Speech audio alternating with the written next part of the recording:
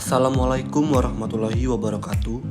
Kami dari kelompok 11 TPB 7 yang beranggotakan, perkenalkan, nama saya Angga Ardana Pratama dari Prodi Teknik Sistem Energi dengan NIM 122234001. Perkenalkan, nama saya Aslam Abid dari Prodi Teknik Elektro dengan NIM 122130052.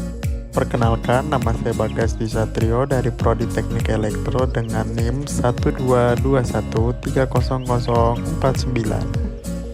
Perkenalkan, nama saya Nindi Gusina Putri dari Prodi Teknik Biomedis dengan NIM 122430044. Perkenalkan, nama saya Salma Nindi Oktrina dari Prodi Teknik Biomedis dengan NIM 122430034.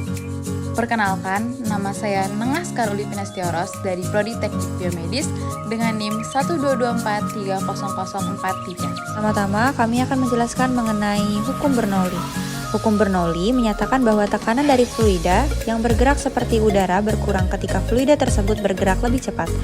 Hukum Bernoulli ditemukan oleh Daniel Bernoulli, seorang matematikawan Swiss yang menemukannya pada tahun 1700-an. Berikut persamaan hukum Bernoulli. P plus setengah rho V kuadrat plus rho dikali G dikali H sama dengan konstan, atau P1 plus setengah rho V1 kuadrat plus rho dikali G dikali H1 sama dengan P2 plus setengah rho V2 kuadrat plus rho dikali G dikali H2, dengan P sebagai tekanan dengan satuan Newton per meter persegi, V sebagai kecepatan aliran fluida dengan satuan meter per sekon, G sebagai percepatan gravitasi dengan satuan meter per sekon kuadrat, H sebagai ketinggian pipa dari tanah dengan satuan meter, dan yang terakhir rho sebagai massa jenis fluida. Adapun hubungan air mancur Heron dengan hukum Bernoulli yaitu sebagai berikut. Hukum Bernoulli adalah hukum yang berlandaskan pada hukum kekekalan energi yang dialami oleh aliran fluida. Hukum ini menyatakan bahwa jumlah tekanan energi kinetik persatuan volume dan energi potensial persatuan volume memiliki nilai yang sama pada setiap titik sepanjang suatu garis arus. Kenaikan kecepatan aliran dari fluida mampu menyebabkan adanya penurunan tekanan fluida secara bersamaan, atau juga bisa diartikan dengan menurunnya energi potensial fluida tersebut. Perbedaan ketinggian berpengaruh terhadap volume air yang keluar dari lubang. Perbedaan waktu berpengaruh terhadap banyaknya air yang keluar pada lubang tersebut.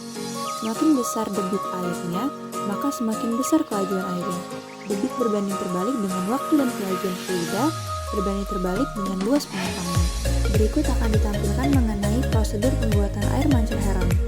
Alat dan bahan yang akan digunakan yaitu 3 buah botol plastik, lem tembak, sedotan, selang, cutter, jarum, dan gunting. Pertama, tempelkan bagian belakang 2 buah tutup botol dengan lem tembak. Kedua, lubangi tutup botol menggunakan cutter atau gunting sesuai dengan diameter selang air yaitu kurang lebih 0,7 cm. Ketiga, masukkan selang air ke dalam tutup botol yang sudah dilubangi. Keempat, pasang kedua botol dengan tutupnya. Yang kelima, gunting sebuah botol menjadi 2 bagian. Langkah selanjutnya yaitu tempelkan bagian belakang botol menggunakan lem. Yang ketujuh, lubangi bagian botol secara perlahan menggunakan gunting atau cutter sesuai dengan diameter selang air yang akan digunakan, yaitu kurang lebih 0,7 cm. Yang kedelapan, lubangi semua tutup botol. Yang kesembilan, pada botol paling atas, buat 2 lubang pada bagian bawah dan atas botol. 10. Masukkan selang ke dalam lubang yang sudah dibuat dan rekatkan dengan lem tembak. Dan yang terakhir, isi botol dengan air hingga mencapai ketinggian selang pada botol tersebut. Berikut ditampilkan diagram uji alat. Yang pertama, tuangkan air ke botol atas, lalu tunggu hingga air memenuhi botol tengah, dan kemudian amati apakah air dipancurkan melalui selang teratas. Dan ada pula struktur air mancur Heron yang tertera pada gambar. Lalu bagaimana sih prinsip kerja air mancur Heron? Jadi, pada awalnya, tekanan pada wadah B, wadah C, sama dengan tekanan atmosfer. Ketika wadah A diisi air mengalir ke wadah C yang berisi udara. Saat itu, terdapat tekanan tambahan pada wadah C yang tidak berkurang ke segala arah. Hal ini menyebabkan udara dengan jumlah tertentu pada wadah C dialirkan melalui selang ke wadah B, dan menyebabkan air pada wadah B dipancurkan melalui selang yang menghubungi wadah B dengan wadah A. Pada saat air tertuang di wadah B, tekanan hidrostatis pada bagian atas wadah B masih sama dengan tekanan semula. Dengan begitu, tekanan air yang dipancurkan adalah selisih antara tekanan pada wadah C dan wadah B.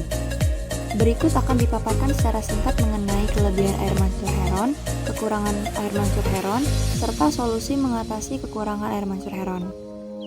Pertama-tama mengenai kelebihan air mancur heron, yaitu air mancur heron dapat digunakan tanpa adanya energi listrik dan alat serta bahan yang digunakan mudah sekali didapat.